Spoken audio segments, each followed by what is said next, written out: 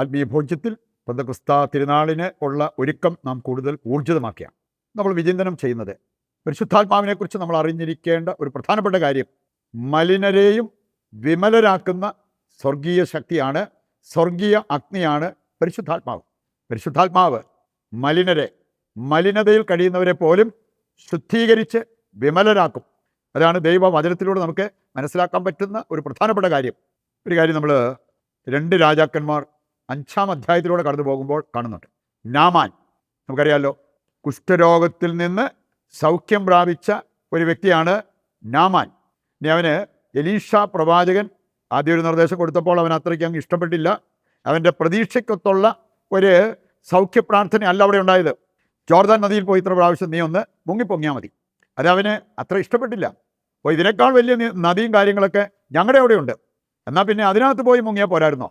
അങ്ങനെയൊക്കെ പറഞ്ഞെങ്കിലും നാമാൻ്റെ കൂടെ ഉണ്ടായിരുന്നവർ നിർദ്ദേശിച്ചു, വലിയ കട്ടിപ്പണിയൊന്നും അല്ലല്ലോ പറഞ്ഞ്, നീ അതങ്ങ് അനുസരിക്കുക, അപ്പോൾ ദൈവം പ്രവർത്തിക്കും. അവസാനം അതിന് തയ്യാറായി. എന്താ സംഭവിച്ചതെന്ന് ഈ അധ്യായം വായിക്കുമ്പോൾ നമുക്ക് കാണാൻ പറ്റും.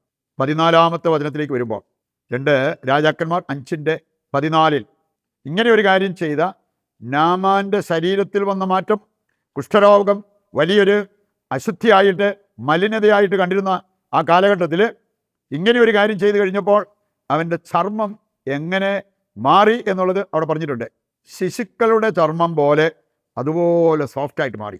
നമുക്കറിയാമല്ലോ, പ്രായം ചെന്ന് തൊലി ഒളുങ്ങിയൊക്കെ ഇരിക്കുന്ന ആൾക്കാരെ കാണാൻ പറ്റും. അതുപോലെയല്ല, ശിശുക്കളുടെ ചർമ്മം കാണാൻ എന്ത് രസം, വളരെ സോഫ്റ്റായിട്ടുള്ളത്.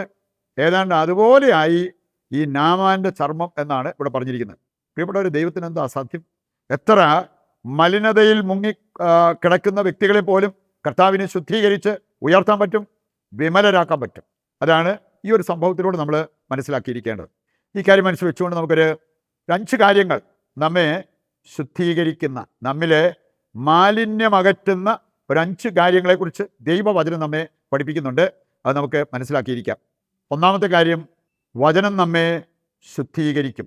ബൈബിൾ വായിക്കുക, വചനം കേൾക്കുക, ഈ വചനം ഇരുന്ന് ധ്യാനിക്കുക, അങ്ങനെയുള്ള കാര്യങ്ങളെല്ലാം നമ്മുടെ ജീവിതത്തിലേക്ക് ശുദ്ധീകരണം കൊണ്ടുവരും. യോഹന്നാന്റെ സുവിശേഷം 15-ാം അധ്യായം 3-ാമത്തെ വചനം പറയുന്നത് എന്താ? നിങ്ങൾ കേട്ട വചനങ്ങളാൽ നിങ്ങൾ ശുദ്ധിയുള്ളവരായിരിക്കുന്നു. കർത്താവിൻ്റെ വചനത്തിന് നമ്മെ ശുദ്ധീകരിക്കാൻ പറ്റും. ജെറമ്യാ 23:29 വചനം കൂടി എടുത്താൽ അവിടെ പറഞ്ഞിരിക്കുന്നത്, കർത്താവിൻ്റെ വചനം ശുദ്ധീകരിക്കുന്ന അഗ്നിയാണ്, പാറയെ തകർക്കുന്ന കൂണമാണ്. അതാണ് കർത്താവിൻ്റെ വചനം നമ്മെ ഓർമ്മിപ്പിക്കുക. അപ്പോൾ അതുകൊണ്ട് ദൈവവചനം അത് വായിക്കുകയും ധ്യാനിക്കുകയും ഒക്കെ ചെയ്യുമ്പോൾ നമ്മുടെ ജീവിതത്തിൽ ശുദ്ധീകരണം സംഭവിക്കും, സൗഖ്യമുണ്ടാകും, വിടുതലുണ്ടാകും. ഇതെല്ലാം കർത്താവിൻ്റെ വചനം തന്നെ നമ്മെ പഠിപ്പിക്കുന്ന കാര്യങ്ങളാണ്. 2-ാമത്തെ കാര്യമാണ് യേശുവിൻ്റെ തിരുരക്തം. വിശുദ്ധ കുർബാനയിലൂടെ നമുക്ക് സംരംഭമാകുന്നതാണ് യേശുവിൻ്റെ തിരുരക്തം. അവിടുത്തെ ശരീരവും അവിടുത്തെ രക്തവും നമ്മെ ശുദ്ധീകരിക്കും എന്നുള്ളത് ദൈവവചനം കൃത്യമായിട്ട് നമ്മെ ഓർമ്മിപ്പിക്കുന്നു. പുറപ്പാട് 12-ാം അധ്യായത്തിൽ നമ്മൾ കാണുന്നുണ്ട്, ബലിമൃഗത്തിൻ്റെ രക്തം ശുദ്ധീകരിച്ച സംരക്ഷണം നൽകിയ ആ ഒരു രംഗം. പുതിയ നിയമത്തിലേക്ക് വരുമ്പോൾ നമുക്ക് കാണാൻ സാധിക്കും. ഹെബ്രായ ലേഖനം 9:13-14 വചനങ്ങൾ എടുത്താൽ, ബലിമൃഗത്തിൻ്റെ രക്തത്തിന് ശുദ്ധീകരണം നൽകാൻ സാധിച്ചെങ്കിൽ സാക്ഷാൽ കുഞ്ഞാടായ യേശുവിൻ്റെ രക്തത്തിന് അത് സാധ്യമല്ലേ? അതാണ് ചോദിച്ചിരിക്കുന്നത്. നമുക്ക് യേശുവിൻ്റെ ശരീരരക്തങ്ങൾ നമ്മെ ശുദ്ധീകരിക്കും. എത്ര കട്ടിയുള്ള മാലിന്യവും നമ്മളിൽ നിന്ന് അകറ്റാൻ, നമ്മെ ശുദ്ധീകരിച്ചുയർത്താൻ ശക്തിയുള്ളതാണ് കർത്താവിൻ്റെ തിരുരക്തം എന്നുള്ളത് മനസ്സിലാക്കിയിരിക്കാം. 3-ാമതൊരു കാര്യം നമ്മൾ കാണുന്നുണ്ട്, ജ്ഞാനസ്നാനം നമ്മെ ശുദ്ധീകരിക്കുന്ന. ജ്ഞാനസ്നാനത്തിൻ്റെ ഒരു പ്രധാനപ്പെട്ട ഘടകമാണ് വെള്ളം. വെള്ളമൊഴിച്ചാണല്ലോ സ്നാനപ്പെടുത്തുന്നത്. ഇനി വെള്ളം നമ്മളെ ശുദ്ധീകരിക്കുന്ന ഒരു പദാർത്ഥമാണ്. അപ്പോൾ അതുകൊണ്ട് തന്നെ നമുക്ക് കാണാൻ സാധിക്കും, ഈ ജ്ഞാനസ്നാനം എസെക്കിയേൽ 36:25 മുതൽ വായിക്കുമ്പോൾ അവിടെ പറഞ്ഞിട്ടുണ്ട്, ഞാൻ നിങ്ങളുടെ മേൽ ശുദ്ധജലം തളിക്കും, എല്ലാ മാലിന്യങ്ങളിൽ നിന്നും ഞാൻ നിങ്ങളെ ശുദ്ധീകരിക്കും. ജ്ഞാനസ്നാനത്തിൽ ആ ജലം ആശീർവദിച്ച് കഴിയുമ്പോൾ അത് ശുദ്ധജലമായി മാറുന്നു, പരിശുദ്ധാത്മാവിൻ്റെ ഒരു പ്രതീകമായി മാറുന്നു. അത് നമ്മെ ശുദ്ധീകരിക്കുന്നു. വീണ്ടും നമുക്ക് കാണാൻ സാധിക്കും, യെശയ്യായുടെ പുസ്തകം 6-ാം അധ്യായത്തിൻ്റെ 5-ാമത്തെ വചനം എടുക്കുമ്പോൾ അവിടെ പറഞ്ഞിരിക്കുന്ന ഒരു കാര്യമാണ്, പരിശുദ്ധാത്മാവാകുന്ന അഗ്നി നമ്മെ ശുദ്ധീകരിക്കും. അവിടെ യെശയ്യായുടെ അധരങ്ങളെ സ്പർശിച്ച ഒരു അഗ്നിയെക്കുറിച്ച് പറഞ്ഞിരിക്കുന്നത് കാണാൻ പറ്റും. തീക്കട്ട പരിശുദ്ധാത്മാവിന് ഉപയോഗിച്ചിരിക്കുന്ന മറ്റൊരു പ്രതീകമാണ് തീക്കട്ട. പരിശുദ്ധാത്മാവിലൂടെ ഈ ശുദ്ധീകരണം നമ്മുടെ ജീവിതത്തിൽ സംഭവിക്കും. അപ്പോസ്തല പ്രവർത്തനങ്ങൾ 2-ാം അധ്യായം എടുക്കുമ്പോൾ തീനാളങ്ങളുടെ രൂപത്തിൽ പരിശുദ്ധാത്മാവ് വന്ന് അവരെ ശുദ്ധീകരിച്ചതും അഭിഷേകം ചെയ്തതും നമ്മൾ കാണുന്നുണ്ട്. അവസാനമായിട്ട് നമുക്ക് എടുക്കാവുന്ന അഞ്ചാമത്തെ ഒരു കാര്യമാണ് ശുദ്ധീകരണം നൽകുന്ന ഒന്നാണ് കുമ്പസാരം. ഞാൻ ഒരിക്കൽ സൂചിപ്പിക്കുകയുണ്ടായി, ഒരു കൊളംബിയക്കാരി ദന്ത ഡോക്ടർ, അവർ ഫിസിക്കലി മരിച്ചതാണ്. പക്ഷെ അവർക്കൊരു പ്രിവിലേജ് ദൈവം കൊടുത്തു. അവരുടെ ആത്മാവിനെ ആ ശരീരത്തിൽ തന്നെ പ്രവേശിപ്പിച്ചു. ഒരുപാട് വെളിപ്പെടുത്തലുകൾ കാര്യങ്ങളൊക്കെ അവൾക്ക് കിട്ടുകയും ചെയ്തു. അവൾ സാക്ഷ്യപ്പെടുത്തുന്ന ഒരു കാര്യമാണ് കുമ്പസാരത്തിൽ സംഭവിക്കുന്ന അത്ഭുതകരമായ കാര്യം.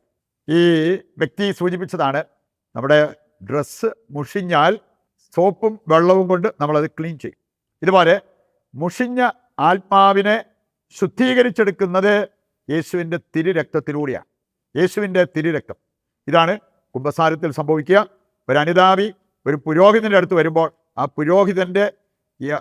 പുരോഹിതന് നൽകപ്പെട്ടിരിക്കുന്ന യേശുവിൻ്റെ വ്രണിത ഹൃദയം, വൂണ്ടഡ് ഹാർട്ട് ഓഫ് ജീസസ്, അതിൽ നിന്ന് തിരുരക്തം ഒഴുകി അനുതാപിയെ ശുദ്ധീകരിക്കുന്നു എന്നാണ് പറഞ്ഞിരിക്കുന്നത്. അപ്പോൾ ഈ 5 കാര്യങ്ങളും നമ്മെ ശുദ്ധീകരിക്കുന്ന കാര്യങ്ങളാണ്. നമുക്ക് പാപത്തിൻ്റെ മാലിന്യം ഉണ്ടെങ്കിൽ നാം എന്ത് ചെയ്യണം എന്നുള്ളത് ഇതിലൂടെ നമുക്ക് മനസ്സിലാക്കാൻ പറ്റും. മറ്റൊന്ന്, നമ്മുടെ വിശുദ്ധീകരണം ദൈവം ആഗ്രഹിക്കുന്ന ഒരു കാര്യമാണ്. ദൈവത്തിൻ്റെ ആഗ്രഹം അനുസരിച്ച് നിലകൊള്ളുമ്പോഴല്ലേ ദൈവാനുഗ്രഹം നമ്മളിലേക്ക് വരിക. 1 തെസ്സലോനിക്ക 4-ാം അധ്യായം 3 മുതൽ വായിക്കുമ്പോൾ അവിടെ പറഞ്ഞിട്ടുണ്ട്, നിങ്ങളുടെ വിശുദ്ധീകരണം ദൈവം അഭിലഷിക്കുന്നു. വീണ്ടും നമ്മൾ കാണുന്നുണ്ട് ജോഷുവ 3-ാം അധ്യായം 5-ാമത്തെ വചനം എടുക്കുമ്പോൾ, നിങ്ങൾ നിങ്ങളെ തന്നെ ഇന്നൊന്ന് ശുദ്ധീകരിച്ച് നാളെ നിങ്ങൾ അത്ഭുതം നടക്കുന്നത് കാണും. അതാണ് ദൈവം പറഞ്ഞത്. പുറപ്പാട് പുസ്തകം 19:10 മുതൽ വായിക്കുമ്പോൾ, 2 ദിവസം ശുദ്ധീകരണം നടത്തിയിട്ട് 3-ാം ദിവസം സീനായി മലയിൽ ഒരുമിച്ച് കൂടുക, ഞാൻ അവിടെ ഇറങ്ങി വരും. കർത്താവ് വന്നു. അവർക്ക് ദൈവത്തിൻ്റെ ഇടപെടൽ അവരുടെ ജീവിതത്തിൽ സംഭവിച്ചു. ഇതെല്ലാം ശുദ്ധീകരണം നടന്നപ്പോൾ ഉണ്ടായ കാര്യങ്ങളാണ്. മറ്റൊന്ന്, ദൈവം വിശുദ്ധീകരിച്ചത് പിന്നെ നമ്മൾ അശുദ്ധമായിട്ട് കാണരുത് എന്ന് വചനം നമ്മെ ഓർമ്മിപ്പിക്കുന്നു. അപ്പസ്തോല പ്രവർത്തനം 10-ാം അധ്യായത്തിലൂടെ കടന്നു പോകുമ്പോൾ പത്രോസിനോട് കർത്താവ് പറഞ്ഞൊരു കാര്യം, ഞാൻ ശുദ്ധീകരിച്ചതിനെ നീ അശുദ്ധമെന്ന് വിളിക്കരുത്. ചിലപ്പോൾ നമുക്ക് നമ്മുടേതായ ചില കാഴ്ചപ്പാടുകളൊക്കെ ഉണ്ടായിരിക്കാം. ഇനി അതൊക്കെയാണ് അശുദ്ധി എന്നുള്ള ആ ഒരു ചിന്തയിൽ നമ്മൾ മുമ്പോട്ട് പോയിന്ന് വരും. അതെല്ലാം തിരുത്താൻ പരിശുദ്ധാത്മാവ് നമ്മെ സഹായിക്കും. അവസാനമായി നമ്മൾ ചിന്തിക്കേണ്ടത്, വിശുദ്ധീകരണം പ്രാപിച്ചവർ പിന്നെ തിരിച്ചു നടക്കരുത്. നമ്മുടെ നടപ്പ് എപ്പോഴും മുന്നോട്ടായിരിക്കണം. അത് കർത്താവിൻ്റെ വചനം നമ്മെ ഓർമ്മിപ്പിക്കുന്ന ഒരു കാര്യമാണ്. ജെറമിയ 7-ാം അധ്യായത്തിൻ്റെ 24-ാമത്തെ വചനത്തിൽ, 2 പത്രോസ് 2-ാം അധ്യായം 21, 22 വചനങ്ങൾ എടുത്താൽ, ഈ വിശുദ്ധീകരണം പ്രാപിച്ചവർ പിന്നെയും പാപത്തിൻ്റെ ആ ഒരു മാലിന്യത്തിലേക്ക് തിരിച്ചു നടക്കുന്നെങ്കിൽ അവർ ഈ ഛർദ്ദിച്ചത് വീണ്ടും ഭക്ഷിക്കുന്ന നായ പോലെയാണ്. കുളിച്ചതിന് ശേഷം വീണ്ടും ചെളിക്കകത്ത് കടന്ന് ഉരുളുന്ന ആ ഒരു പന്നിയെപ്പോലെയാണ് എന്നുള്ളത് ഈ വചനഭാഗം നമ്മെ ഓർമ്മിപ്പിക്കുക. അത് നമ്മുടെ ജീവിതത്തിൽ സംഭവിക്കാതിരിക്കാൻ നമുക്ക് ശ്രദ്ധരായിരിക്കാൻ തീരുമാനമെടുക്കാം. നമുക്കൊരു പുതിയ പന്തക്കുസ്ത അനുഭവം ആഗ്രഹിച്ച് പ്രതിഷ്ഠാ ജപത്തിൽ പങ്കുചേരാം. പിതാവായ ദൈവമേ, പരിശുദ്ധാത്മാവിനെ വാഗ്ദാനം ചെയ്ത അങ്ങയെ ഞങ്ങൾ ആരാധിക്കുകയും സ്തുതിക്കുകയും ചെയ്യുന്നു. പന്തക്കുസ്ത തിരുനാളിനോട് അടുത്തു വരുന്ന ഞങ്ങളെല്ലാവരെയും പരിശുദ്ധാത്മാവിൻ്റെ പുതിയ അഭിഷേകത്തിനായി ഒരുക്കണമേ. അഭിഷേകത്തിന് തടസ്സമാകാവുന്ന സകല കാര്യങ്ങളിൽ നിന്നും ഞങ്ങളെ മോചിപ്പിക്കുകയും വിശ്വാസത്തോടും ദാഹത്തോടും കൂടെ പ്രാർത്ഥിച്ച് അഭിഷേകം പ്രാപിക്കുവാൻ ഞങ്ങളെ സഹായിക്കുകയും ചെയ്യണമേ. ആമേൻ. ഇന്ന് ദൈവകരങ്ങളിൽ ഏൽപ്പിക്കാൻ ആഗ്രഹിക്കുന്ന നമ്മുടെ എല്ലാ പ്രാർത്ഥനാ നിയോഗങ്ങളെയും സമർപ്പിക്കാം. താഴ്ന്ന സ്വരത്തിൽ കർത്താവിനെ സ്തുതിച്ചുകൊണ്ട് ദിവ്യകാരുണ്യത്തിൻ്റെ ആശീർവാദം സ്വീകരിക്കുവാൻ നമുക്ക് ഒരുങ്ങുകയും ചെയ്യാം. യേശുവേ നന്ദി, ഹല്ലേലൂയ. പിതാവായ ദൈവമേ, ഞങ്ങളങ്ങയെ സ്തുതിക്കുന്നു. അവിടുത്തെ വാഗ്ദാനം ഞങ്ങളിൽ നിറവേറ്റണമേ എന്ന് ഞങ്ങൾ പ്രാർത്ഥിക്കുന്നു. ഞങ്ങളുടെ എല്ലാ ആവശ്യങ്ങളിലും അങ്ങ് ഇറങ്ങി പ്രവർത്തിച്ച് ഞങ്ങളുടെ എല്ലാ ആഗ്രഹങ്ങളും അങ്ങ് സാധിച്ചു തരണമേ. യേശുവേ നന്ദി, യേശുവേ സ്തുതി.